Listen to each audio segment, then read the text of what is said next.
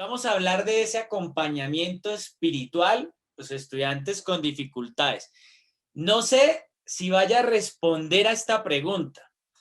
Si no respondo, ofrezco excusa. A veces es mejor pedir disculpas que permisos, ¿no? Pero trato de voltear un poco. ¿Será que nuestros niños y jóvenes tienen dificultades de aprendizaje? ¿O será que también nosotros tenemos dificultades de enseñanza? ¿Sí? ¿Será que estamos en otra época? Mire que nosotros el año pasado, en enero, estuvimos con Rómulo y con los presidentes en Chile, pero ya en marzo, el 11 de marzo, nos encerraron. Y nos encerraron desde el 11 de marzo cuando la OMS dice que el COVID es una pandemia y nos tocó volcarnos. Y a todos los colegios de un momento a otro nos tocó asumir la virtualidad, ¿sí? Me acuerdo, no sé si Rómulo se acuerda en un curso que Confede hizo en Guayaquil para capellanes de escuela católica, que estábamos dando la charla importante sobre el Internet y un obispo, no puedo decir el nombre ni me acuerdo, dijo que el Internet era obra del demonio, ¿no? Al final. Y me pregunto hoy que mire el cambio de época. Hoy en día, el internet, por medio del Internet celebramos estos encuentros, hay eucaristías a diario. Hoy por medio del Internet estamos educando. Entonces el demonio como que nos está ayudando en la evangelización, que es el Internet. Pero es claro que nosotros en medio de este contexto tenemos que preguntarnos siempre, ¿será que los contenidos, será que los temas, será que la educación que estamos brindando a los niños y jóvenes de hoy responde al momento actual que estamos viviendo?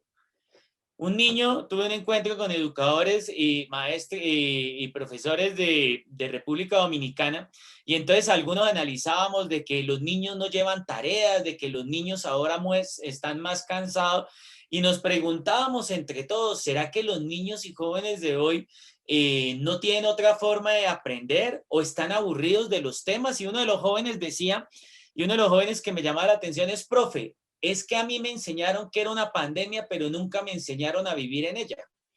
Es que yo aprendí en historia que era la gripe española, pero no sabía que tuvimos que volver a una práctica de la Edad Media, la cuarentena. No sé si Quito está en cuarentena, pero ahorita varias ciudades de Colombia están iniciando nuevamente cuarentena por el tercer pico, Bogotá todavía no, Chile, etcétera. Y entonces esto nos obliga y nos pone en la tarea de reflexionar y preguntarnos, ¿qué es lo que necesitan los niños y jóvenes aprender hoy?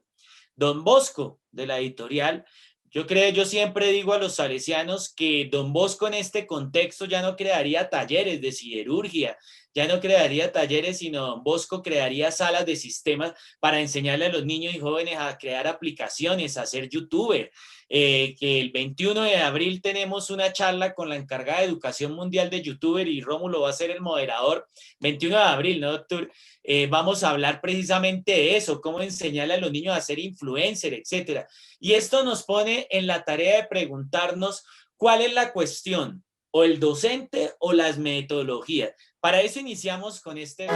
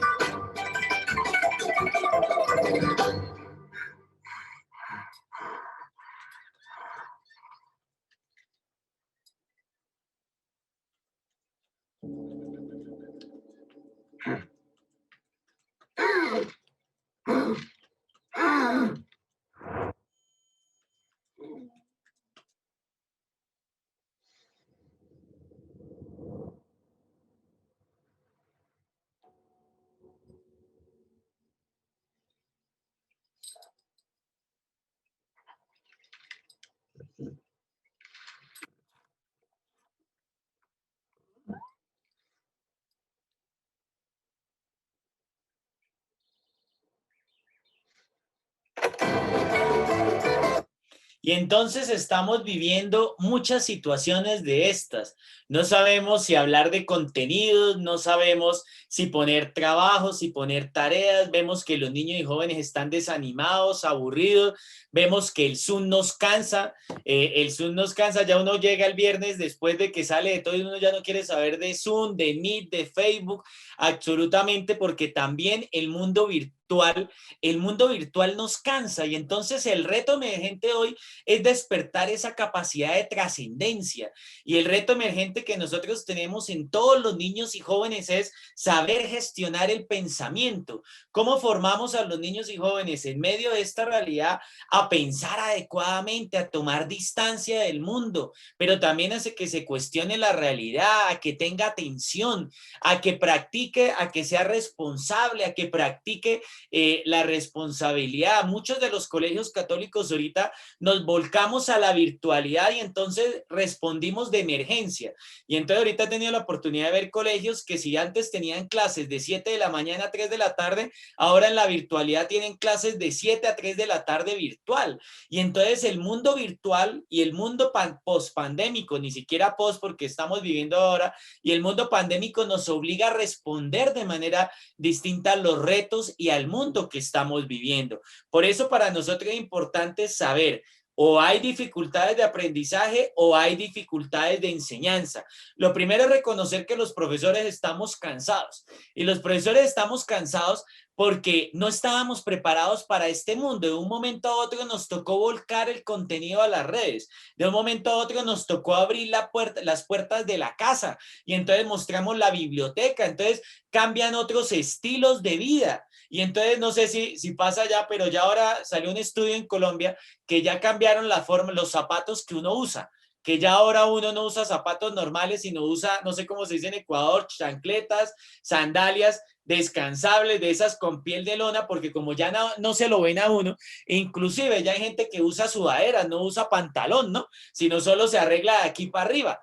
Y entonces incluso hasta las propagandas de ego sale que ya uno ni se peina de la misma manera que antes, ¿no? Porque la pandemia nos obliga a cambiar y entonces lo primero que tenemos que nosotros que reconocer es que estamos viviendo en una época totalmente distinta y esta época totalmente distinta nos hace preguntarnos qué es lo que quiere el niño y el joven de hoy. ¿Cuáles son las dificultades que él tiene? ¿Será que lo que le estamos enseñando le sirve para la vida? Porque resulta que hemos enseñado muchas cosas. Nosotros en la escuela católica tenemos el contenido es clave, pero ¿será que el contenido le sirvió para vivir en medio de este encierro? ¿Será que el contenido nos sirvió a nosotros? Cada uno de nosotros salíamos, teníamos un mundo, una vida social activa, viajábamos, etcétera, pero de un momento a otro nos tocó volcarnos a un retiro voluntario y a un retiro voluntario donde uno ya solamente veía a la gente de la familia y entonces ya no veía a los demás, los compañeros de trabajo, la gente con la que hablaba, etcétera. Y entonces aquí tenemos que ver que el principal problema que nos plantea la pandemia es que el aprendizaje es cooperativo y que los niños ya no están compartiendo con sus compañeros. Y entonces una de las primeras dificultades en el aprendizaje es que ya no tienen otros para compartir, ya no tienen otros para mirar, que están sometidos a una pantalla que cansa, que genera uno hasta cierto tiempo, dice la neurociencia, que uno pone atención 2 minutos más de la edad que uno tiene. Yo tengo 36 años, o sea, yo pongo 38 minutos atención. Ya después de 38 minutos me pongo a whatsappear, empiezo a escribir un mensaje, bloqueo tal cosa, empiezo a pensar en otras cosas. Imagínense los niños y jóvenes. Niños de 10, 12 años solo ponen atención 10 minutos y el resto de tiempo se dispersa, porque la pantalla genera dispersión y la pantalla genera un cansancio aún más. Por eso nosotros el gran desafío es pasar del paradigma de transmisión a un paradigma de aprendizaje por descubrimiento.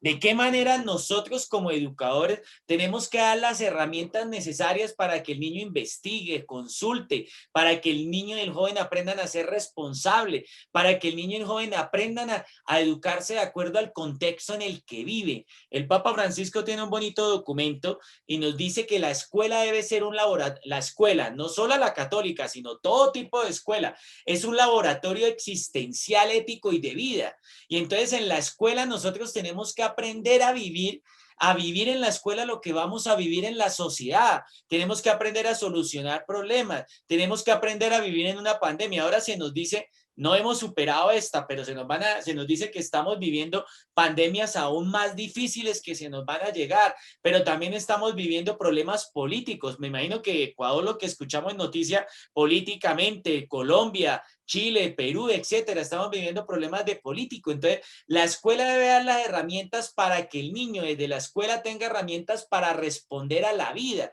Y el mismo Papa Francisco en un libro que nosotros, como sí hicimos el proyecto educativo de Francisco, nos dice que cuando la escuela no habla de la vida, el aburrimiento es aún mayor.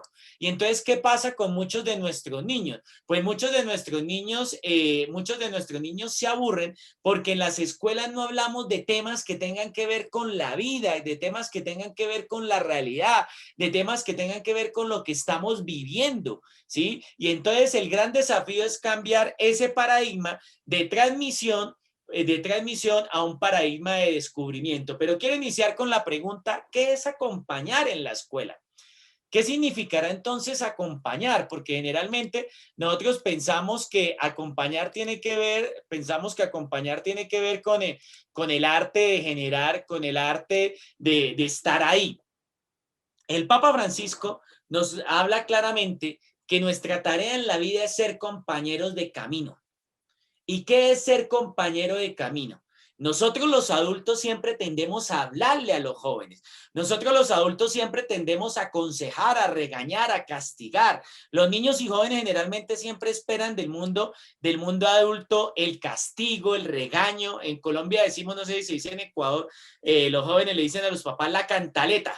¿Sí? El papá ya echar la cantaleta, va el sermón, entonces ya los jóvenes le dicen a los papás o a los profesores el cucho o el viejo, Me acuerdo de una vez le dijo un hermano mío a mi mamá la vieja y le dijo mi mamá vieja su camisa, ¿sí? Pero como ellos tienen otras formas de hablar, otras formas de relacionarse, la primera tarea que nosotros tenemos que hacer como educadores es ser compañeros de camino.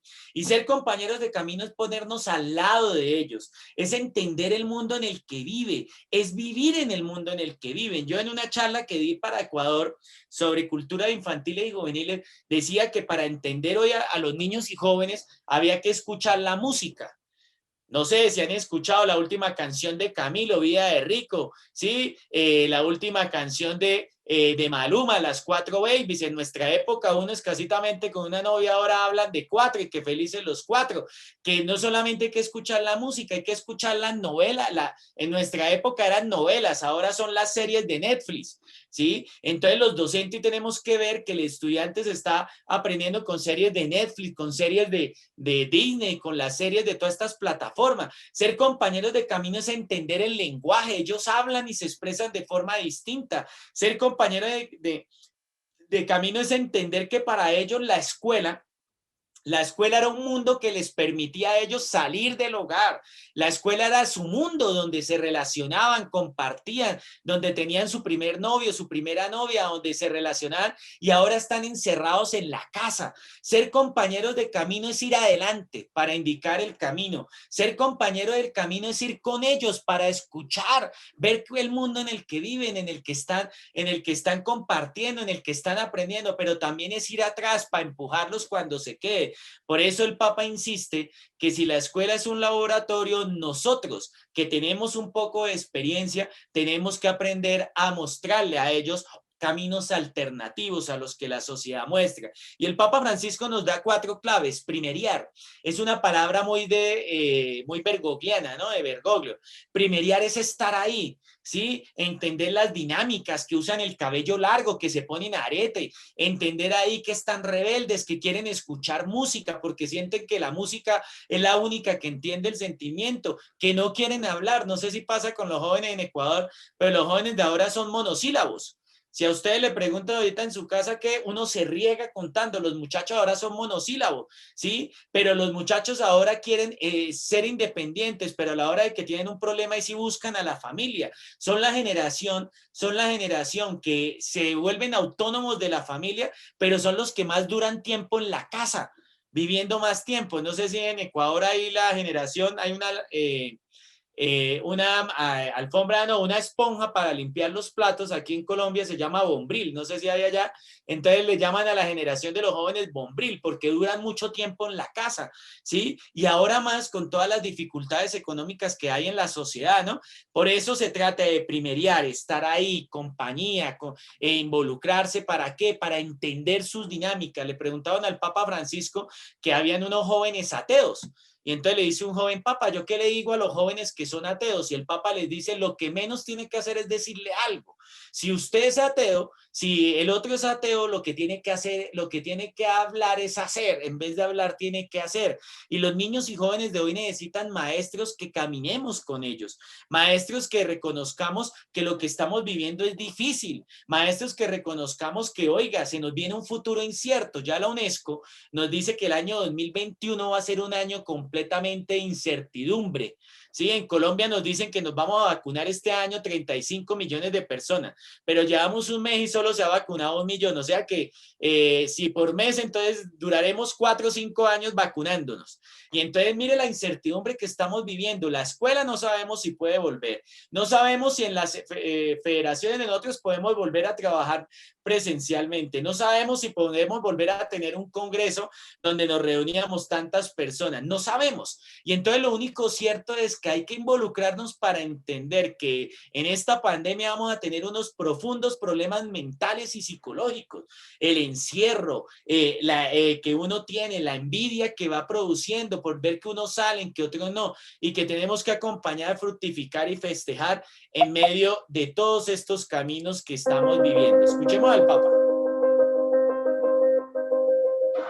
No queremos que la resignación sea el motor de nuestra vida, o lo queremos. No queremos que el acostumbramiento se apodere de nuestros días, ¿o sí? Por eso podemos preguntarnos cómo hacer para que no se nos anestesie el corazón. Cómo profundizar la alegría del Evangelio en las diferentes situaciones de nuestra vida. Jesús lo dijo a los discípulos de ayer y nos lo dice a nosotros. Vayan, anuncien. La alegría del Evangelio se experimenta, se conoce y se vive solamente dándola, dándose. Y entonces nos preguntamos cuáles son esas leyes o claves para acompañar el aprendizaje.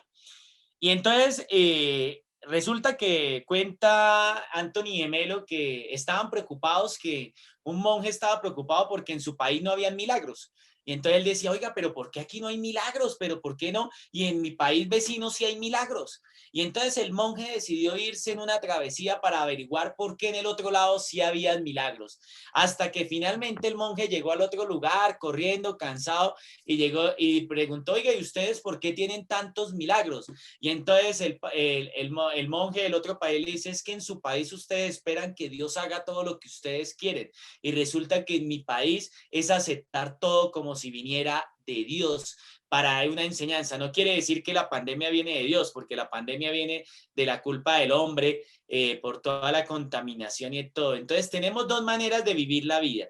Decía Albert Einstein, una como si todo fuera un milagro. El hecho de tener vida, el hecho de encontrarnos aquí virtualmente es un milagro.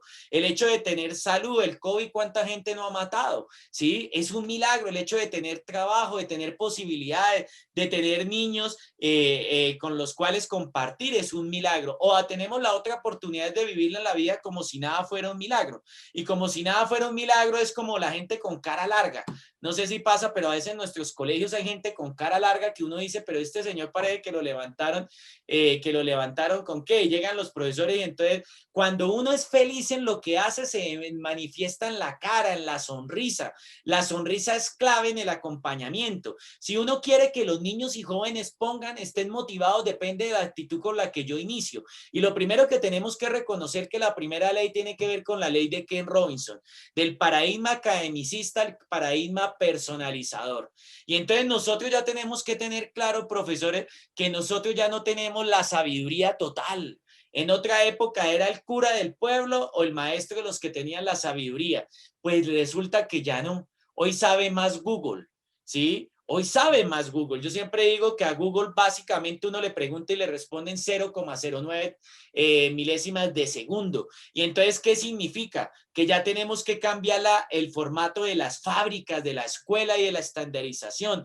Hoy en día, en medio de esta pandemia, nos exige que nuestras clases sean más dinámicas. Hoy en medio de esta pandemia nos exige que los niños investiguen, consulten, nos exigen utilizar metodologías activas. Hoy en día nos exige ayudarle al niño a buscar qué es aquello que le motiva, qué es aquello que le alicienta. Ya desde el 84 Gardner nos hablaba de las inteligencias múltiples y nosotros todavía en la educación seguimos siendo racionalistas. ¿Cuáles son las materias a veces más importantes? Matemáticas y español. A mí me cuestiona que a veces hasta la materia de religión no es importante en los colegios católicos porque lo dejan el viernes a las 12 del día, cuando uno no quiere saber absolutamente de nada. ¿Sí? Y entonces a veces en nuestros colegios le damos más importancia al matemático y le damos más importancia a inglés sobre todo, ¿no? Y a ciencias naturales. En medio de esta pandemia, pues como estaba encerrado en la casa, antes viajaba mucho, ahora vivo en la casa, pues me puse a ver series de televisión, ¿no? De Netflix. Y hay una de las series de televisión que hablan de que se va a acabar el mundo porque va a llegar un meteorito.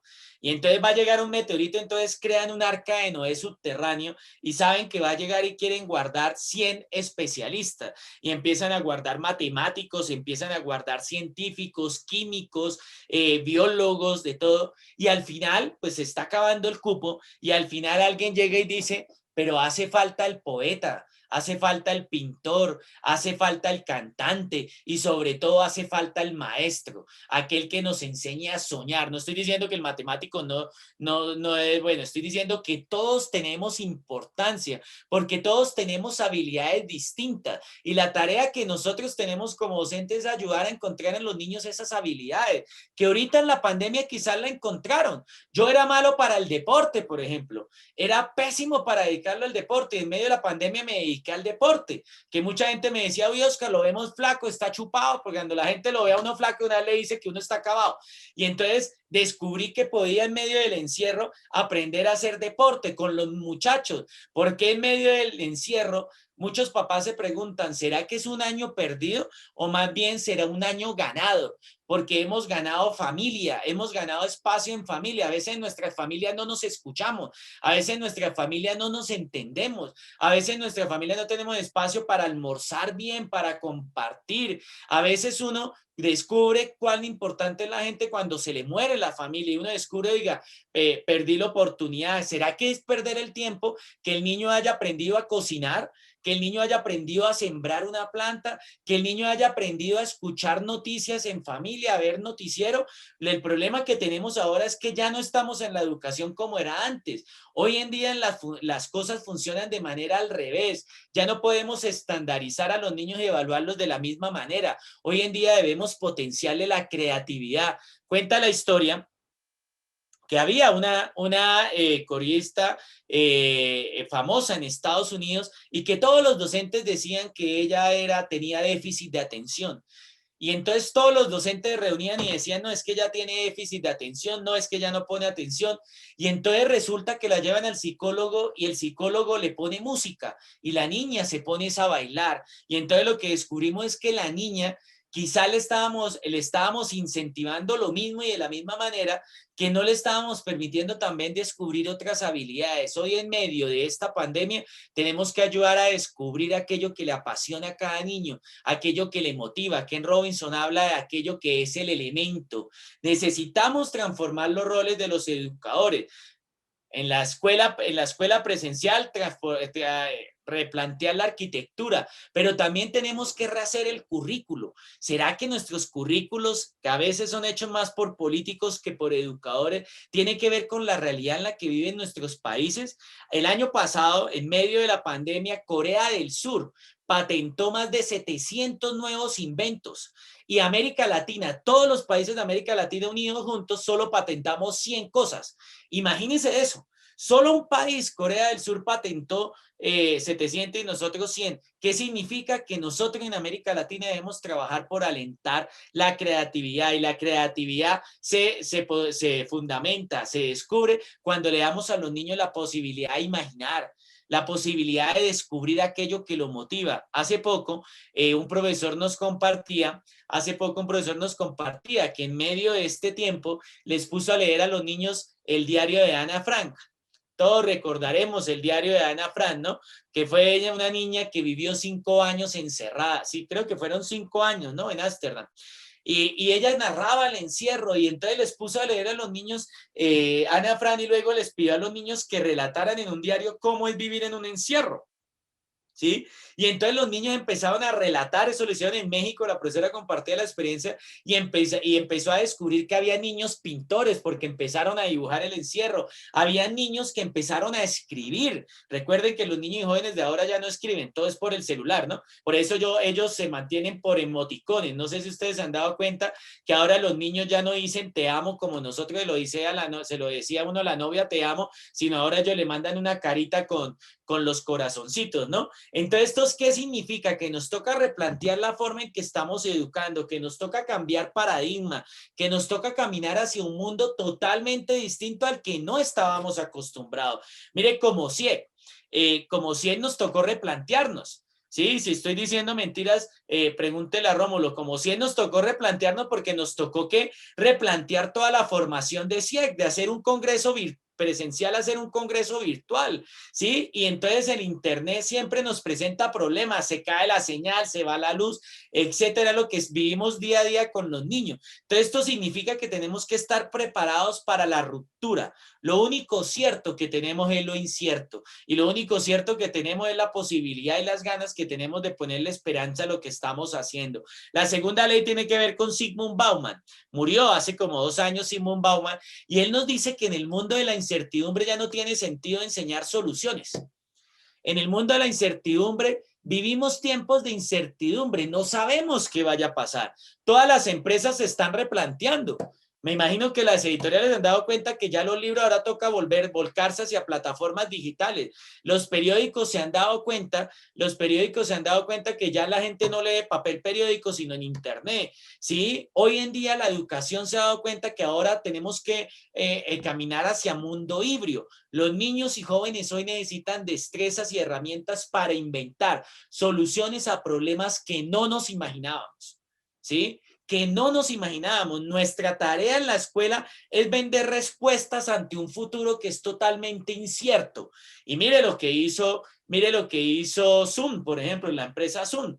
La empresa Zoom, dice que antes de la pandemia, pues sí, tenía, pero la pandemia significó para Zoom una respuesta y el dueño de Zoom se convirtió de la noche a la mañana en uno de los hombres más ricos del mundo, porque terminó siendo respuesta a una necesidad que ni siquiera él la planeó. Y entonces la tarea de nosotros es buscar respuestas a los problemas y para eso necesitamos hacer el giro de los contenidos a las competencias. Lo llevamos hablando en América Latina mucho tiempo, de hablar de competencias, de hablar de respuestas, pero para eso tenemos que nosotros en la escuela enseñarle a los niños a soñar. Escuchemos al Papa.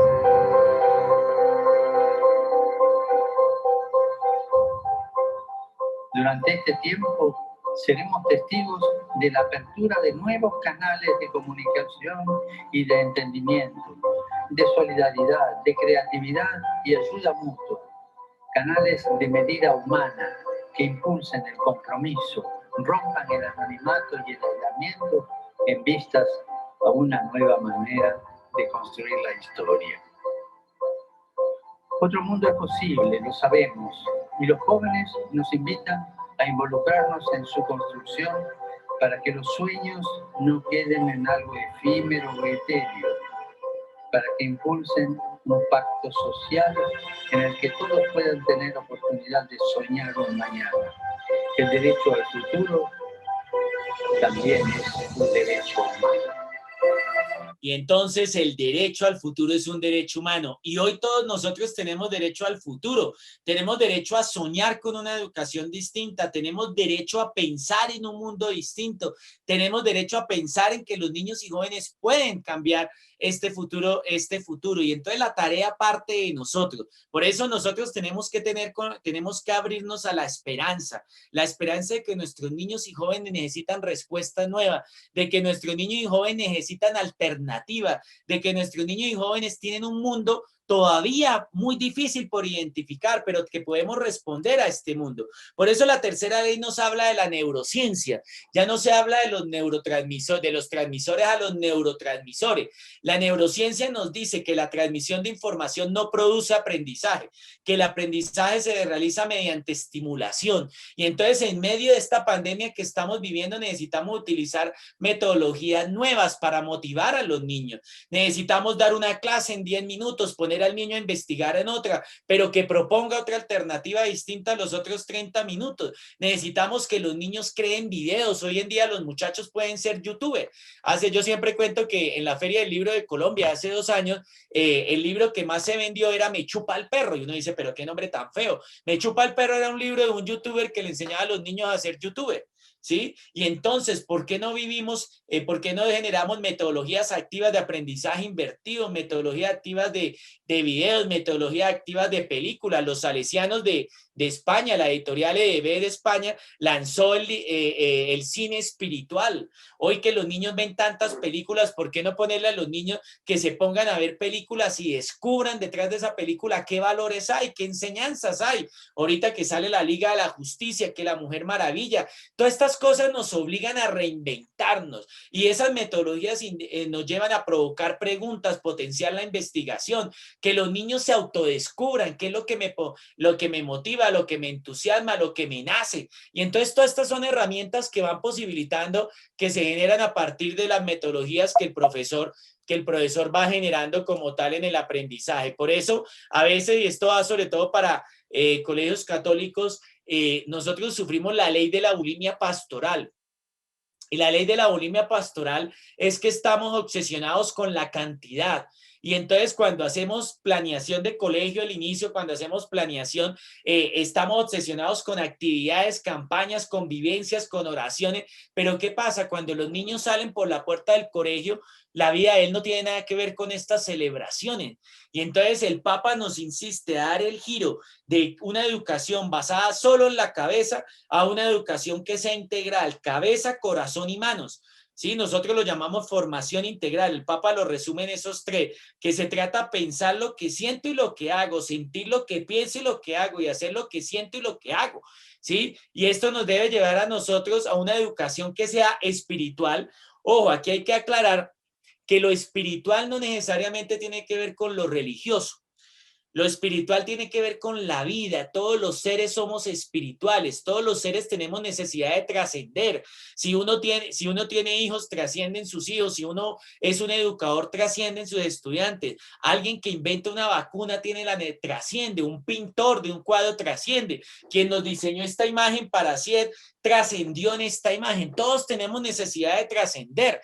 Cuando uno muere, por fe sabemos que vamos a otro lugar, el espíritu, etcétera. Pero cuando uno muere, al lugar donde uno va es a la mente de las personas con las que compartió. Y a ese lugar nos recordarán de acuerdo a cómo nosotros lo hicimos sentir, ¿sí? Por eso nosotros tenemos que, ¿cómo nos recordarán? ¿Cómo nos recordará la gente? ¿Como alguien que tocó vidas o como alguien que simplemente pasó ocupando lugares y no? Por eso nosotros, nuestra educación tiene que ser integral. Educamos para la vida y el primer gran desafío que el Papa Francisco nos dice es que tenemos que potenciar aquello que nos hace humanos. ¿Qué nos hace humanos? Profesores, ¿qué nos hace humanos ahorita en medio de esta pandemia? Nos hace humano el amor, porque todos tenemos necesidad de amar. Nos hace humanos la compasión, nos hace humanos la solidaridad, nos hace humanos la sonrisa, nos hace humanos la capacidad de festejar aquellos logros, nos hace humanos, profesores, que nosotros llamemos una vez a todos los muchachos y le preguntemos cómo están, cómo se sienten, cómo han vivido esta situación. La humanidad es lo único que nos podrá salvar. Si somos humanos, si caminamos en el mismo barco y si podemos construir precisamente auténtica solidaridad. Por eso la quinta ley es la ley de Daniel Hunt, que nos habla que estamos pasando a la ley del hemisferio derecho. Nuestra educación ha sido muy basada en capacidades lógicas, lineales, operacionales y rutinarias. Hoy tenemos que dar el espacio al hemisferio derecho, o sea, potenciarlo aún más. Y dar el espacio al hemisferio derecho tiene que ver con dar espacio precisamente a esa parte intangible, a esa parte inmaterial, al lado más artístico, original y rebelde. No sé si en medio de la pandemia ustedes se han dado cuenta que uno volvió a escuchar música, ¿no? Que uno volvió a ver al libro que tenía por allá guardado, que uno en medio de la pandemia empezó a sacar ropa. Yo, por ejemplo, tenía camisas manga largas, así como está Rómulo, y chaquetas y me di cuenta que yo nunca las uso. Y entonces, pues yo empecé a regalar porque yo siempre uso camisas deportivas, ¿no? Y uno empieza a esculcar su closet, sus libros, empieza a ver los archivos, empieza a ver en el WhatsApp que amigos uno ya ni siquiera les habla. Entonces, el momento de replantearnos, incluso para mí fue importante empezar a sembrar una planta. Sí, que en la casa haya plantas, sí, porque yo hablo de cuidado de la casa común, pero no tengo planta, entonces digo, es necesario tener una planta, cuidar el nicho ecológico, sí, limpiar la tierra, volví a lavar un baño que no lo lavaba desde hace mucho tiempo, aprendí a cocinar porque no sabía cocinar, entonces hacer un arroz, primero se le quemaba, luego ya uno empieza y luego a guardar el arroz del almuerzo para la noche para no contaminar. Mire que la pandemia nos ha posibilitado otras cosas, descubrir lados originales, artísticos que no teníamos y que es importante. Por eso la ley de Edward Punset nos dice que un día vio a su nieta que decía, yo no tengo déficit de atención, simplemente a mí me aburre lo que me están dando.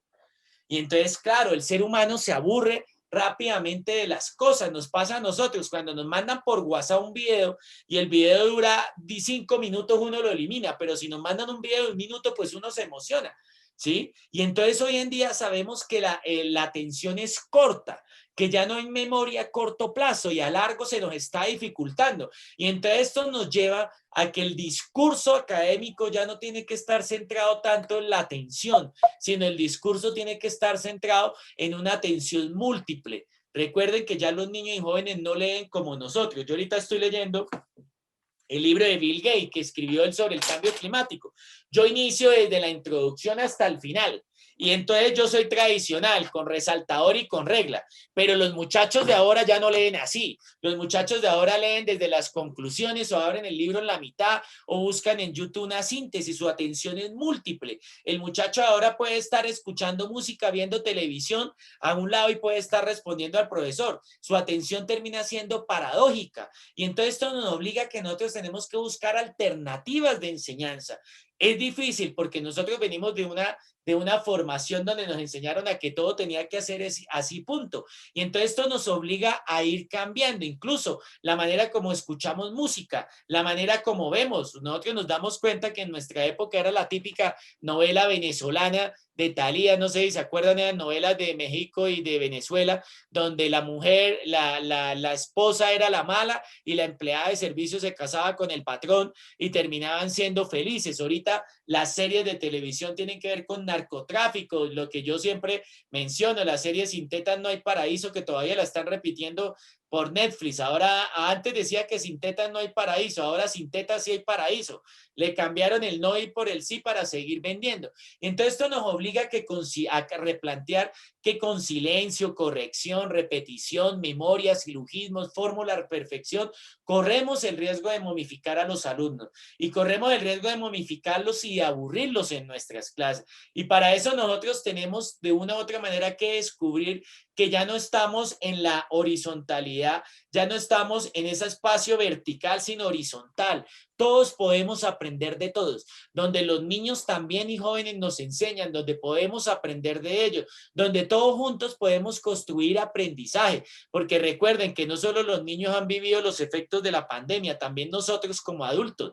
Nosotros como adultos nunca habíamos vivido la pandemia, entonces todos estamos aprendiendo. ¿Y esto qué significa? Que el aprendizaje debe ser comunitario, debe ser cooperativo. Un educador solo puede llegar a 1, 2 o 3. Con las herramientas de internet podemos llegar a un centenar de alumnos. Por eso tenemos que buscar las herramientas para utilizar las redes. Pero ojo, recuerden, las redes son una herramienta, pero no pueden ser la única. En este medio, pues estamos utilizando todo lo digital. Internet, Google no puede darse cuenta de una lágrima, no puede darse cuenta del sufrimiento que tienen nuestros alumnos, el abrazo, tenemos que recuperar esa pedagogía de la proximidad. Por eso la escuela católica, sobre todo la católica, hoy tiene una tarea muy importante que es potenciar el regreso a clases que nos permita encontrarnos, aprender, encontrarnos viviendo las diferencias, aprender a perdonarnos, tantas cosas que tenemos que aprender a vivir.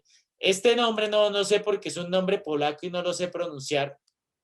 Él escribió un libro muy grueso, por ahí lo tengo, que habla sobre el flow. Y entonces uno dice el flow, y el flow es el talento, ¿sí? Si nosotros no educamos la inteligencia emocional de las personas, va a ser muy difícil la motivación. Y esto es salesiano, ¿no? Si no yo toco el corazón del joven, va a ser muy difícil llegar. Y don Bosco lo dijo hace 2200 años. Y luego Jesús lo decía del corazón, ¿no? Y el corazón, si nosotros no logramos sacar del corazón, por eso hoy en día tenemos que potenciar porque nuestra educación tenga que volver a lo más primogenio en el ser humano, lo emocional, lo afectivo. Y entonces lo que estamos viendo es que el mundo en la pandemia está viviendo una crisis emocional. Salieron los resultados del año pasado de Japón y dicen que el año pasado se suicidó más gente que muerte por el coronavirus. ¿Qué significa? Que nosotros debemos ser una contención afectiva y emocional desde las escuelas, ¿sí? Nosotros debemos potenciar aquello que nos hace humanos, pero también ponernos en el lugar del otro. El Papa Francisco dice que el prójimo para el docente es el alumno. Tenemos que ponernos en los pies de ellos. Si un alumno no hizo la tarea, pues también hay que perdonarlo. Hay que preguntarle por qué no la hizo, qué pasa, qué no entendió, qué dificultades tiene, para que también ellos nos entiendan, porque nosotros también como educadores también a veces amanecemos desanimados, no queremos saber de nada. La situación económica, familias que tenemos familiares con COVID, todos pasamos por dificultades, ¿no? Y esto nos obliga a preguntar y a ayudarle al niño a descubrir qué es aquello que le emociona, porque la ruta empieza por saber cuál es la pasión de cada alumno y que cada alumno pueda descubrir su talento. Quizás el niño que nosotros pensamos que tiene déficit de atención o problemas de aprendizaje simplemente está aburrido porque siempre lo regañamos o porque siempre lo evaluamos de la misma manera y entonces buscarle otra alternativa. Yo era profesor de universidad, de una maestría en pedagogía, y me acuerdo que había un estudiante que siempre llegaba con los audífonos y se hacía atrás. Y todos los profesores de la maestría, cuando nos encontramos decíamos, uy, no, pero es que ese Juan, un ejemplo, es que ese Juan no pone atención, ese Juan va a perder la maestría. Y yo tenía que dar la materia de didáctica. Y resulta que pues él sí vivía con los audífonos y se vivía moviendo así todo el tiempo. Al final ellos tenían que presentarme a mí una herramienta didáctica para generar aprendizaje. Y ese muchacho que no ponía atención supuestamente, ese muchacho que vivía aburrido, pues resultó haciéndome un videojuego en el celular. Y entonces creó un videojuego para que todos pudiéramos utilizar el videojuego y por el videojuego aprender. A veces no es que no nos pongan atención, es que la atención de ellos es variada, cambia cada 5 minutos. Por eso los neurocientíficos nos hablan de que tenemos que iniciar con una historia, con un cuento, tenemos que iniciar con un video, tenemos que ponerlos a investigar, a consultar, porque uno se cansa estando aquí sentado. Imagínense los niños estando sentados 7 horas al día. Por eso que cada persona pueda hacer de su trabajo y su tiempo libre una experiencia apasionante. Hoy me preguntas yo qué hago en mi tiempo libre, pues le echo agua a las matas, pues voy y hago ejercicio, sí, pues voy visito a mi familia que está cerca, me siento con mi sobrino a hablar, con mis hermanos. Hoy en día hemos aprendido otras cosas, ¿sí? Y cuando uno está apasionado, pues uno trabaja hasta agotar la batería en proyectos que merezcan la pena, porque vale cambiar el mundo. Por eso es evidente descubrir aquello que nos emociona. Veamos este video.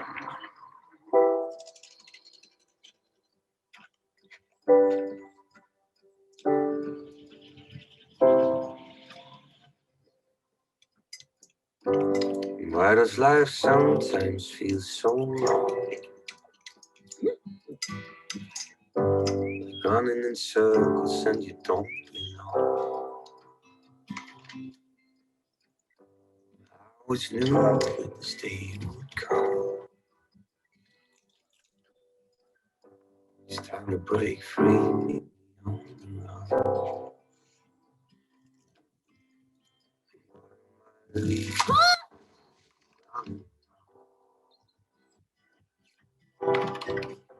I look up to the open sky, hopes in my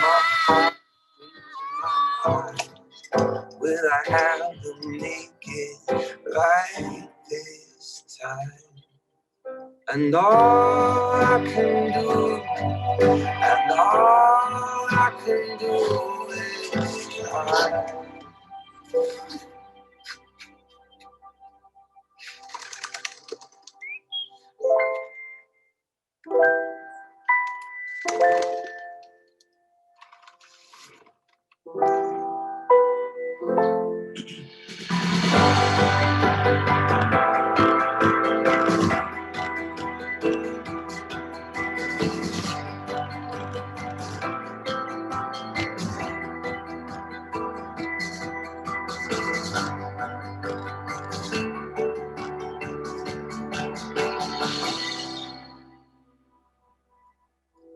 It's time to break free, meet me on the run. And all I can do, and all I can do, and all I can do is try.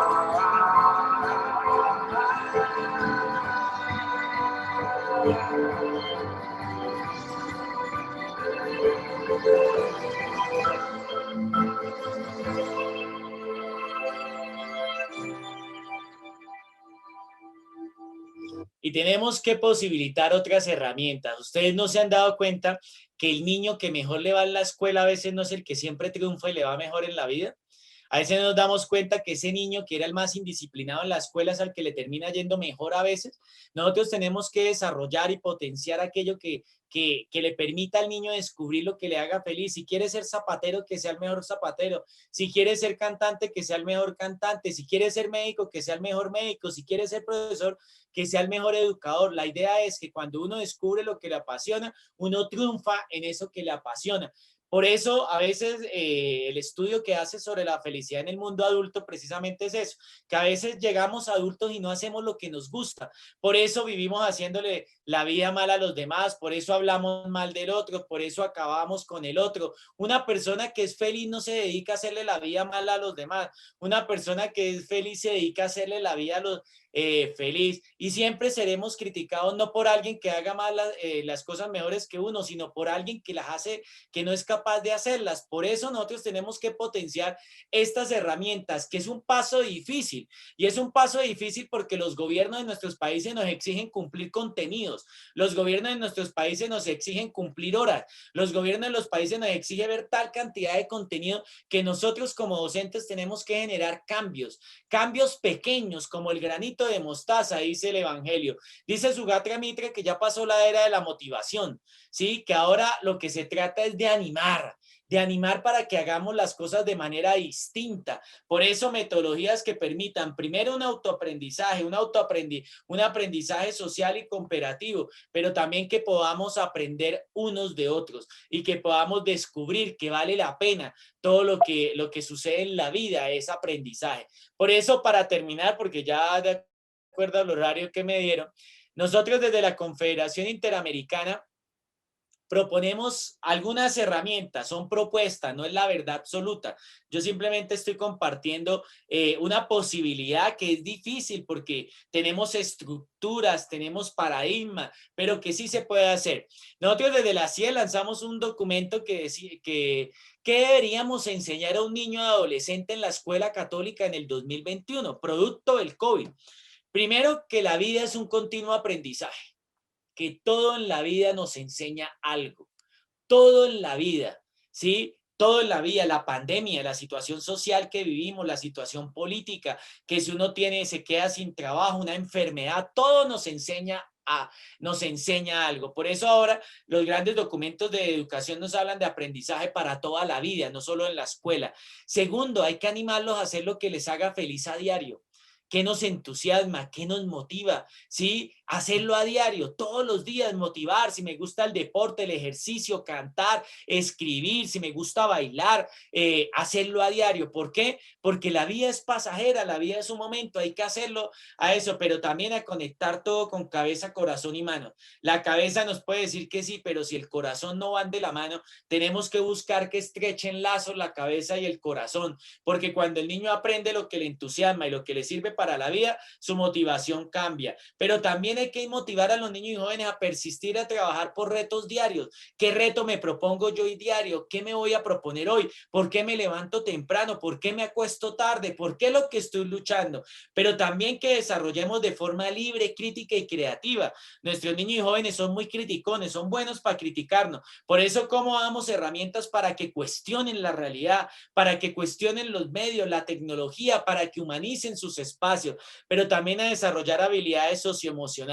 Hoy es clave que las habilidades socioemocionales para el siglo XXI es lo fundamental. Y termino con estas 5 más que decimos de la CIE, a saber que los valores determinan nuestra forma de vida. Hoy sabemos, lo decía un teólogo, Leonardo Boff, que lo que nos va a salvar en medio de esto es el cuidarnos unos a otros, ¿no? Cuando uno tiene un computador le dura si uno lo cuida, pero también eso pasa con las personas, hay que cuidarnos, ese paradigma del cuidado, ¿no? Que es la esencia del ser humano, pero hacer consciente que el planeta no nos pertenece y que debemos cuidarlo. No solamente se trata de cuidar, sino respetar los límites, a cultivar un espíritu positivo. Mire que a pesar de todo hay que despertar, ¿no? Oiga, me levanté, oiga, tengo vida, oiga, estoy luchando, hoy tengo una oportunidad, oiga, tengo trabajo, oiga, me encuentro con mi familia, ¿sí? El espíritu positivo despierta la gratitud. Una persona agradecida es una persona positiva. En la Universidad de Harvard, el estudio que hacen sobre la felicidad, dicen que las personas felices son aquellas que potencian la positividad, al ser agradecidos con aquellas personas que nos cuiden a diario, ¿no? A veces uno se acuerda tarde, ¿no? De decirle a la gente cuánto la quiere, cuánto la ama. Hoy en día es importante, ¿no? Expresar, a cultivar la vida espiritual, ¿no? La vida espiritual no es la que me lleva a conocer a Dios. La vida espiritual es la que me lleva a sentir a Dios, y cuando yo siento a Dios, lo manifiesto en la vida. El problema que a veces tenemos es que nos dedicamos mucho a conocer a Dios, y hasta el demonio conoce muy bien a Dios. Se trata de sentir a Dios. Cuando uno sienta a Dios, actúa y lo lleva, pero sobre todo a rodearse de personas que se alegren con sus éxitos y nos motiven a ser mejores. Esa es la tarea del ser humano, para despertar curiosidad y fortalecer la trascendencia. Y entonces nosotros como docentes tenemos que desarrollar el sentido del humor, pero también el sentido de la esperanza. Tres valores que son fundamentales: la fe, el amor y la esperanza. La fe, todos tenemos fe, ¿no? Pero a veces también la fe, todos pasamos por crisis de fe. Mi mamá murió hace un año y yo pasé por una crisis de fe dura. Todos pasamos por crisis de fe. Puede pasar. A veces sin fe podemos vivir, aunque para los católicos y nuestra experiencia como escuela cristiana, la fe es fundamental. El amor, todos amamos, ¿sí? Pero resulta que uno ama a una persona y el amor se puede acabar, y a veces sin amor podemos vivir, pero tenemos que, el amor es fundamental. Pero sin esperanza no podemos vivir. La tarea de los docentes es tener esperanza que podemos cambiar la vida de los niños y jóvenes, tener esperanza que puede el mundo cambiar, tener esperanza que podemos ser mejores. Por eso, desde la CIE, la Confederación Interamericana, hacemos un llamado a que el 2021 es un llamado a la esperanza. A pesar de todas las situaciones duras que vivimos, tenemos salud, tenemos vida y tenemos las ganas de luchar y seguir adelante por construir una sociedad y un mundo mejor. Muchas gracias, creo que me pasé como 7 minutos. Bueno, yo creo que estuvo tan interesante que el tiempo no contó. A todos se nos pasó demasiado rápido, pero yo creo de que fue una tarde muy deliciosa para poder refrescar. Y yo quiero comenzar sin el ánimo de hacer una síntesis ni una recopilación de todas estas riquezas que nos ha ido dando, porque han habido una cantidad de, de, de datos y cosas que valdría la pena de que lo fuéramos nosotros luego analizando y procesando. Yo creo, Oscar, que es verdad. De pronto muchos educadores estamos esperando que nos den recetas y que nos den listados de soluciones. Y creo que tú nos has movido el piso, porque yo creo que en este momento brindar acompañamiento espiritual a los estudiantes con problemas de aprendizaje lo debemos analizar desde la descomposición del mismo título de la charla de esta tarde. Y tú ya lo comenzaste cuestionando y poniéndonos en el escenario esta pregunta. ¿Estamos ante dificultades de aprendizaje o estamos con dificultades de enseñanza? Y eso creo que es un poco la clave, la llave para entender la charla tuya de esta tarde. Si es que seguimos pensando que esta crisis, todas estas plataformas y cosas nos van a ayudar para seguir cumpliendo la tarea como lo hacíamos antes, simplemente que no presencial, no entendimos la situación que estamos viviendo. Es decir, no es cuestión de que las herramientas se adapten a nuestra cabeza, sino es fundamental que nosotros vayamos transformando nuestro concepto de lo que hoy el joven, el niño está viviendo y cómo poder llegar a hacer de ese aprendizaje, como tú lo has dicho, un aprendizaje interesante. A veces las dificultades de aprendizaje están ligadas a dificultades de interés. Maestros que no generamos ese interés para el aprendizaje. Yo creo de que hay muchas cosas para ir reflexionando, para ir desmenuzando, porque ha sido muy sabroso. Hemos disfrutado en esta tarde y creo que eh, eh, es valioso, ¿no? A mí me golpeó muy duro esto del Papa Francisco. Y esto lo digo yo como maestro a veces, ¿no? Que a veces se nos anestesia el corazón. Y es muy fácil entonces mirar desde la programación, desde lo que la oficialidad nos pide, desde los resultados, desde las encuestas que tengo que llenar, desde los formularios que tengo que presentar, a lo que cada uno de los niños y jóvenes está viviendo. ¿Cómo ayudar a descubrir a cada uno de ellos sus potencialidades, sus intereses, con estos cambios interesantes, ¿no? Estas nueve leyes que yo les he ido anotando y que me parece que cada uno de nosotros tenemos que ir haciendo como, tomándolos como un lente para ir analizando este trabajo nuestro. Hay algunas preguntas muy interesantes que yo creo que pueden ayudar un poco para ir haciendo una concreción en lo que algunos consideran desde su práctica educativa necesaria. Por ejemplo, este es una preocupación, ¿no? ¿Qué estrategias nos recomienda para potenciar el ámbito emocional en nuestros estudiantes? Esto tú has hablado mucho en este tiempo de lo que es la inteligencia emocional. ¿Cómo, qué recomiendas para potenciar el ámbito, esa capacidad emocional en nuestros estudiantes? Claro. Bueno, gracias, Rómulo. Bueno, sí, yo iniciaba cambiando la pregunta, ¿no? O sea, no son problemas de aprendizaje, son problemas de enseñanza. A mí me preocupa en la iglesia, generalmente cuando hablamos de evangelización, nosotros siempre pensamos ir a evangelizar a los otros, ¿no? En educación, cuando hablamos de problemas de aprendizaje, de una vez decimos son los otros los que tienen problemas de aprendizaje. Y para mí ha sido clave, es una conversión desde la CIE, es que el problema es mío. Cuando los niños no me entienden es porque el problema es mío. ¿Yo qué he hecho para hacerme entender, no? ¿Yo qué he hecho para hacerme? Y es clave lo emocional. Hoy hemos entendido que lo emocional es una figura fundamental porque del corazón salen las motivaciones, salen los anhelos. Y resulta que para despertar la inteligencia emocional en las clases hay que despertar lo inédito. Si yo estoy aquí hablando y detrás mío pasa una jirafa, si detrás mío pasa un ratón o detrás mío se me cae esto a la cabeza, todo el mundo se ríe porque es algo inédito, ¿sí? ¿Qué es despertar la inteligencia emocional en el aula? Es despertar, abrirnos a experiencias inéditas, abrirnos a experiencias que nos permitan expresar las emociones. Todos los seres humanos tenemos emoción y los seres vivos tenemos emoción. El único que es capaz de expresarla es el ser humano. Entonces, para eso nosotros tenemos que desarrollar experiencia en el aula de clase, que los niños escriban cómo se sienten, que los niños expresen cómo se sienten, que los niños con una canción describan por qué esta canción es importante, ¿sí?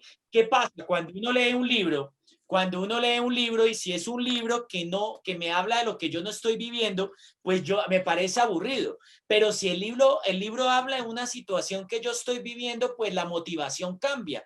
Y entonces eso es lo que tenemos que potenciar. Dice Francisco Mora, uno de los principales neurocientíficos que habla todo el tema de la educación, que para despertar la inteligencia emocional en las clases hay que llegar con empatía. El Papa Francisco lo dice de la sonrisa, que el profesor inicie la clase contando una historia, contando un cuento, que inicie el profesor contando experiencias e incluso que profesor hable de situaciones de vida. Hace poco me pidieron dar una charla a unas religiosas sobre la vida espiritual en la vida religiosa, ¿no? Y yo inicié contando la experiencia mía, o sea, yo pasé por un tiempo en el que cuestionaba a Dios por la muerte de mi mamá de un momento a otro y yo critiqué a Dios y duré un mes cuestionándolo, no quería saber y entonces fue bonito, ¿por qué? Porque yo les hablé de una situación, porque yo soy humano Y entonces lo que tenemos que hacer los profesores es descubrirnos ante los niños como seres humanos, ¿sí? Y entonces que los niños se expresen, escriban, practiquen la expresión de emociones, que vean programas de televisión que hablen de la realidad, pero también descubrirle al niño qué es lo que le motiva. La motivación tiene que ver con lo emocional, ¿sí? Entonces no es que no hayan problemas de aprendizaje. Una profesora decía que yo no hablé nada de problemas de aprendizaje. Entonces yo le digo, la pregunta que yo inicié era hacernos el interrogante y la cuestión, ¿será que el niño tiene problemas de aprendizaje o yo le enseño cosas que no tienen que ver con la vida?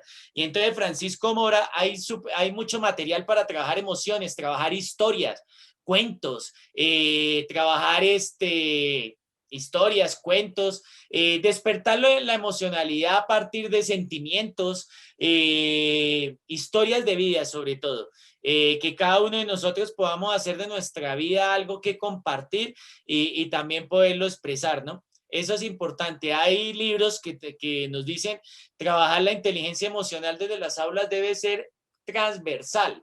Transversal es decir que todos utilicemos herramientas que la potencien, no solamente profesores de religión, ¿no? Sino somos todos. Todos los profesores despertamos lo espiritual cuando permitimos que el niño trascienda, ¿no? En las experiencias, en lo que nosotros precisamente estamos generando.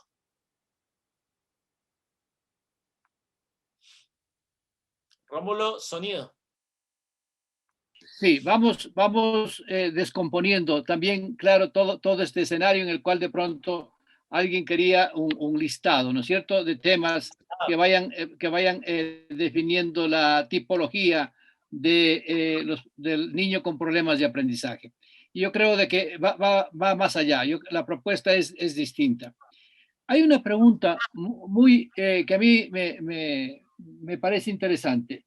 En este mundo donde prima la incertidumbre, donde vivimos tiempos líquidos y los jóvenes de hoy especialmente están viviendo esta problemática, ¿cómo ayudar a esos niños, a esos bachilleres a acercarse a Dios dentro de este nuevo aprendizaje que estamos planteando? Saint-Exupéry escribió un documento llamado La vida espiritual. La vida espiritual es viviendo plenamente lo que nos hace humanos. Cuando Jesús murió, sus discípulos salieron corriendo a esconderse, pero empezaron luego a reflexionar todo lo que había hecho Jesús y empezaron a decir definitivamente alguien tan humano solo pudo ser Dios. Para descubrir a Dios es necesario potenciar aquello que nos hace humanos, el sentir, con lo que yo decía, ¿no? El problema es que nosotros estamos en un paradigma muy racionalista, muy de la ilustración, dice el Papa Francisco en el mensaje que nos mandó a Brasil, pero entonces nosotros pensamos que dar a conocer a Dios es por fórmulas. Para que yo me graduara del colegio me tocó aprenderme 9 oraciones del Espíritu Santo. Hoy no me acuerdo de ninguna, porque yo me las aprendí solo por el momento, pero yo sí me puedo acordar de cómo el hermano de la Salle en ese entonces me hizo sentir, que nos hizo sentir importantes. Yo creo que el primer paso para hablarles de Dios a los niños es manifestando lo que se puede ser cercano, que se puede sonreír, que podemos ser bondadosos, ¿no? Hoy yo compartí una frase en mi Instagram que el mayor signo de superioridad es la bondad, ¿no? Se supone que la pandemia nos iba a volver más humanos, pero recuerden que cuando comenzó la pandemia hace un año salían en nuestros noticieros la noticia de que todo el mundo iba a los supermercados y recogía papel higiénico y compraba papel higiénico por montones. Y entonces como si el papel higiénico se fuera a acabar.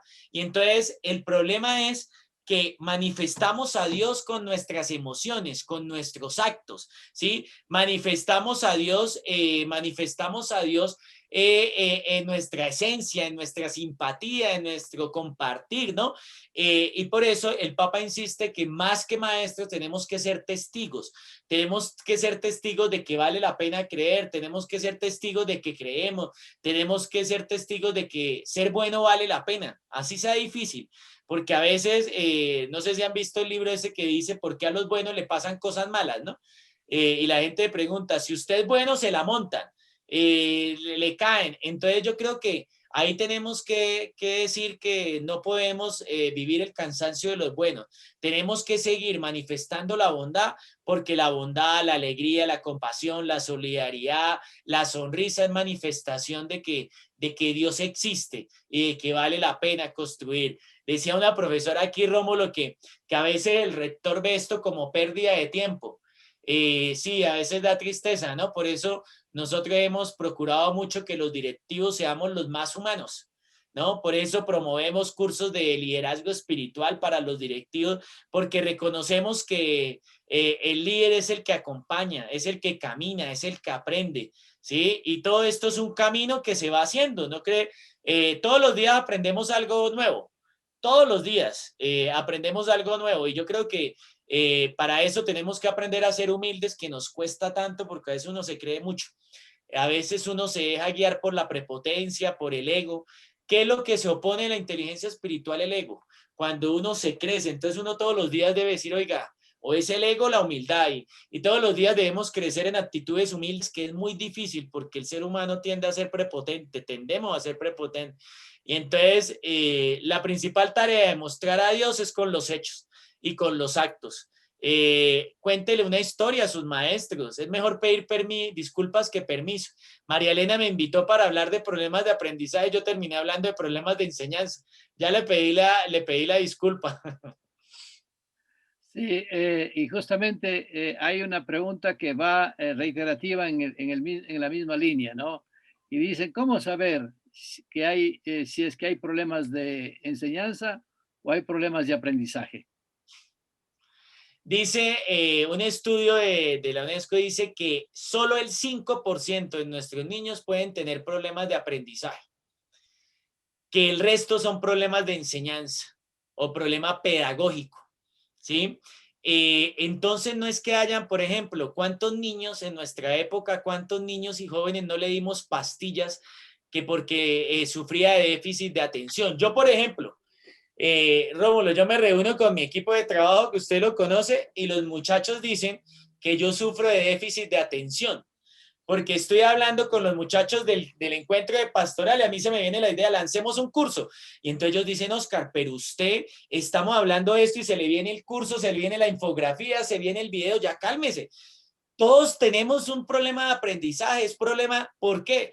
No es que, lo que pasa es que nosotros queremos que el niño esté una hora quieto frente a la pantalla, pero todos nosotros estamos frente a la pantalla y cogimos el celular y vimos el celular y nos acordamos de algo. Entonces ahí lo que tenemos que preguntarnos es,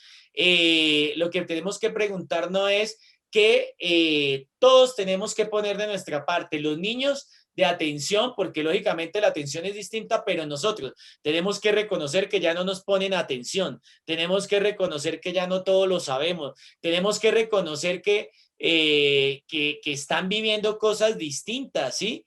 Mire, hay una profesora, su hijo está compartiendo que su papá murió y era muy pegado a él, y la verdad que cada momento que hay que dar gracias a Dios por las bendiciones, me dice que no quiere hacerlo porque él le pidió a Dios que lo sanara y lo que hizo fue llevárselo.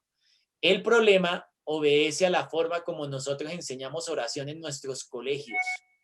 A nosotros en nuestros colegios nos enseñaron solo oración de petición y no nos enseñaron una oración de aceptar la voluntad de Dios. Para mí fue difícil porque yo le pedí 6 meses a Dios que sanara a mi mamá. Y ya el último mes, mi oración cambió. No fue pedirle a Dios que la sanara, sino que se la llevara por un cáncer atroz. Entonces, el problema es que nosotros en las clases de religión nos enseñan siempre a pedirle. Y el problema es que nosotros tenemos que pedirle a Dios es que podamos aceptar la voluntad de Dios, ¿no?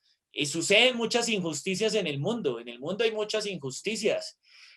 Porque unos tienen más, porque otros llegan al poder, porque otros se mantienen en el poder. Hay muchas injusticias, pero yo creo que nosotros tenemos que aprender en este mundo a aceptar esto, vivir cambiándolo desde nuestras situaciones y también descubrir que en la vida no siempre salen las cosas como uno quiere, ¿no? La vida da muchas vueltas y el Papa Francisco lo dice, la vida es una ruleta. Por eso, en la incertidumbre que vivimos, se trata de disfrutar cada día al máximo, porque no sabemos qué nos vaya a pasar mañana. Tenemos la esperanza. Nosotros somos católicos, cristianos, bueno, yo y la CIE y la editorial y la Confede, pero pues hay personas que no. La esperanza es creer que el mañana va a ser mejor, pero si vivimos esperando el mañana, hay que empezarlo a construirlo desde hoy, ¿no? Muy bien. Yo creo que hay una pregunta. Tenemos ya, creo que será de las últimas dos preguntas. Hay una interesante, ¿no? Porque con la ley de la bulimia, yo me imagino a estos pastoralistas preocupados, obsesionados por la cantidad de actividades, ¿no? La planificación del retiro, de tantas cosas. Pero al final queda esta pregunta sin resolverse. ¿Cómo potenciar en los jóvenes el compromiso de los valores? El compromiso por los valores. Por los valores, sí. Primero viviéndolos. Que nosotros, en una reunión de maestros me decían que del pacto educativo, ¿no? Ahora todo el mundo habla del pacto educativo y a mí me inquieta lo del pacto educativo porque todo el mundo repite lo mismo del Papa y a mí me preocupa que el pacto educativo se convierta como el año de la misericordia. Se acabó el año y se nos acabó la misericordia, misericordia nada. Y entonces el pacto educativo a mí me cuestiona que todo el mundo es firmar un documento que para el pacto. Hicimos un trabajo, Rómulo, con los colegios de Nicaragua, de la FENEC, con la hermana Gisela y los 100 colegios afiliados, de que el trabajo por el pacto educativo era dejar el chisme en las salas de profesores. Y entonces el pacto educativo de la escuela es: yo me comprometo a dejar la envidia, el chisme y la pelea en el cuerpo docente. Y fue hasta bonito porque a mí me llamó la atención, qué compromiso por el pacto. Yo creo que por eso repetí una frase que el Papa dice, que más que maestros necesitamos testigos. Los niños hoy son netamente visuales, todo lo ven, se dan cuenta de todo. Yo le puedo decir, el papá le puede decir al niño no robe, pero el niño se da cuenta que su papá roba, entonces, ¿de qué le sirve? ¿Sí? O lo que pasa en la familia, que el papá le dice al niño no diga mentiras y llega alguien a buscarlo y le dice dígale que no estoy. ¿Sí? Entonces lo mismo pasa con los docentes. Los docentes le hablamos a los niños, ay, lo importante del perdón, y los niños se dan cuenta que el maestro de sociales no se la lleva con el de matemáticas y que le hace la vida imposible. Y entonces los niños se dan cuenta que se detestan, ¿sí? Entonces, yo digo que lo primero que tenemos que hacer para enseñar valores es que nosotros como comunidad educativa nos esforcemos por vivir los valores, porque los valores no se aprenden conceptualmente, se aprenden vivencialmente, ¿no? Si uno tuvo una familia con valores, uno los transmite. Si uno tuvo docentes con valores, lo transmite a los demás. Nosotros nos damos cuenta que cuando una persona es agresiva con las mujeres es porque vio en su casa que el papá agredía a su mamá, ¿sí? Y cuando son violadores, etcétera, ¿no? Entonces, lo primero es que los valores hay que enseñarlos desde la vivencia. Segundo, que todo esté impregnado de valores. Yo creo que nosotros en la escuela tenemos que esforzarnos porque nuestras evaluaciones no solo sean conceptuales, sino también sean actitudinales, que le pregunten al niño, que pongamos ejemplos de vida, cómo solucionar, cómo vivirlo, y ahí podemos potenciar esos valores. Por eso, aprender a ser hermanos y hermanas es la gran tarea, porque los valores surgen en la manera en que nosotros nos relacionemos con las otras personas y con todo ser vivo, ¿no? Porque no es solamente entre nosotros, sino con todo ser de la tierra. Compartimos espacio y vivencia.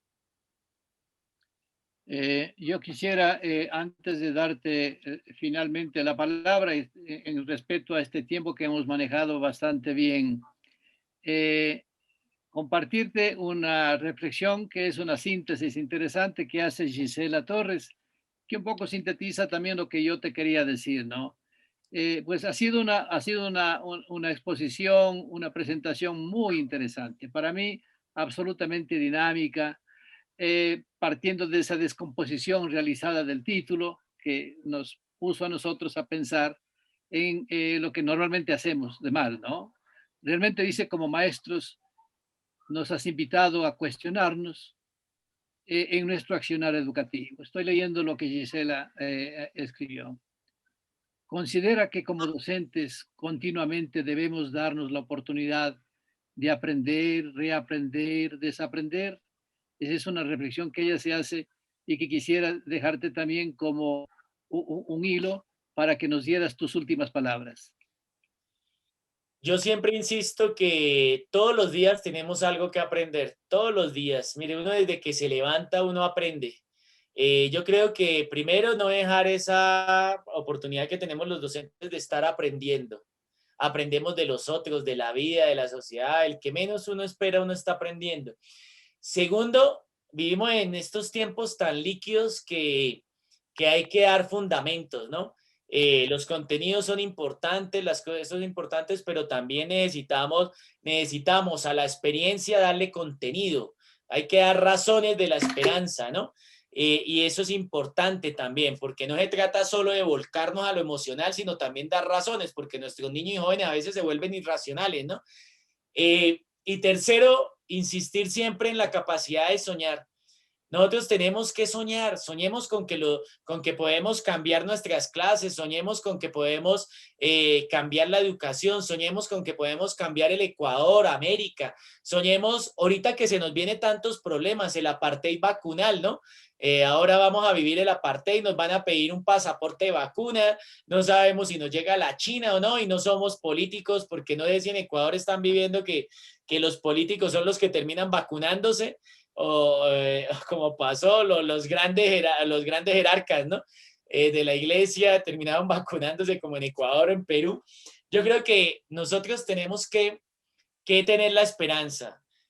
A veces uno se levanta con el pie izquierdo, ¿no? Es como uno coloquialmente dice, ¿no? Pero, no, oiga, ver a la gente con la que uno vive, ver a la gente que lo quiere, ver a los estudiantes con esa emoción a pesar de todo lo que están viviendo, nos debe llenar de esperanza, ¿no? Es invitarlos a tener esperanza y decirles que la Confederación Interamericana de Educación Católica está al servicio de la Escuela Católica del Continente. Esta diapositiva la pueden descargar en la página de la CIEC, ahí la pueden encontrar y pueden encontrar todos estos videos, materiales, etcétera. Y estamos al servicio de todos, ¿no? Estamos al servicio de todo. Guardo al Ecuador en mi corazón porque antes de ser secretario general todo el Ecuador me conoció.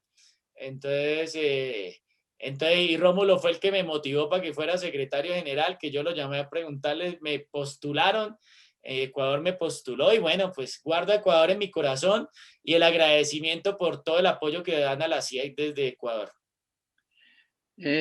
María Elena va a agradecer al final, ella es la dueña de la fiesta, yo soy un invitado, pero yo quiero decirte, Oscar, gracias. Has refrescado en esta tarde más que conocimientos, actitudes. Nos has llevado a una reflexión sobre lo que estamos haciendo, sobre lo que es realmente ese acompañamiento espiritual, ¿no? Nos has dado unos cuantos tips del Papa Francisco que han sido muy ilustradores. Tú nos has ido conduciendo a través de tu exposición a una profunda reflexión. Yo creo que nos dejas elementos para que vayamos mirando también, de no etiquetar con tanta facilidad a los niños, entre comillas, con problemas de aprendizaje. Y a veces nosotros somos los etiquetadores y en el aprendizaje de pronto deberíamos ser los etiquetados como los malos enseñadores. De pronto, ¿no? Así es que te agradezco de corazón desde Confedec, desde mis educadores católicos, desde los educadores que no siendo parte de los colegios católicos son católicos y están en esta tarde. Y dejo la palabra a la dueña de casa, agradeciéndole infinitamente por la oportunidad de participar, de aprender, de convivir en esta hermosa tarde de los 101 años de la editorial Don Bosco. Muchas gracias, María Elena. Gracias, Rómulo, y nos vemos el otro viernes en asamblea, por favor. Seguro que sí, sí, sí. Bien, en realidad los agradecidos somos nosotros, a nombre de Editorial Don Bosco y en el mío propio, por supuesto, mi eterna gratitud a Oscar por tan excelente ponencia. No tendría palabras para sintetizar o para resumir lo que ha significado esta tarde, pero yo también he estado siguiendo un poco los comentarios del chat, de Zoom y de Facebook, y verdaderamente ha sido una tarde de una reflexión muy profunda. Te agradezco por haber desarrollado el tema tan bien y creo que has dejado muy buenas bases para que podamos continuar el trabajo que desde, en nuestro caso, la editorial y desde los colegios, no solo católicos, sino todos aquellos que, como decía Rómulo, profesan, tienen como fe, creen en Dios, pues lo necesitan, ¿no? Es importante. Yo leí algún comentario que decía, yo soy de un colegio fiscal, pero para mí es importante poder aplicar todo esto, poder acompañar a mis estudiantes espiritualmente. Qué bonito, qué lindo que para los docentes no importe el que si soy o no soy de una institución católica, sino sencillamente me mueve el deseo de poder acompañar en este proceso que se realiza con los estudiantes, ¿no? Este proceso no solo de enseñanza-aprendizaje, sino también este proceso de acompañamiento en el crecimiento espiritual de los niños y jóvenes. Gracias también, Rómulo, porque siempre eres de casa, siempre también estás apoyándonos en este tipo de espacios. Muchísimas gracias por el aporte.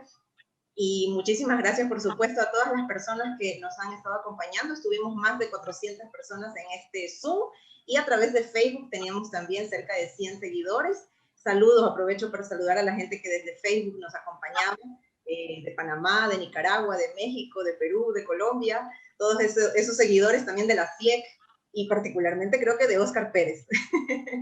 Por las reflexiones, creo que también seguidores pues, de Óscar Pérez, porque todos sabemos el gran ser humano que eres y como pues ser humano, obviamente profesional también, ¿no? Yo me comprometo, porque he visto que han quedado algunas cosas no pendientes, sino que quizás que quisiéramos profundizar, así que yo me comprometo a poder hacer otra jornada contigo, Óscar, para poder desarrollar más profundamente muchos otros temas, otras dudas, inquietudes que de pronto son necesarias para nosotros. Espero que podamos hacerlo pronto. Muchísimas gracias con todos y que tengan todos un buen fin de semana. Muchísimas gracias y que descansemos y a cuidarnos. Muy bien, gracias.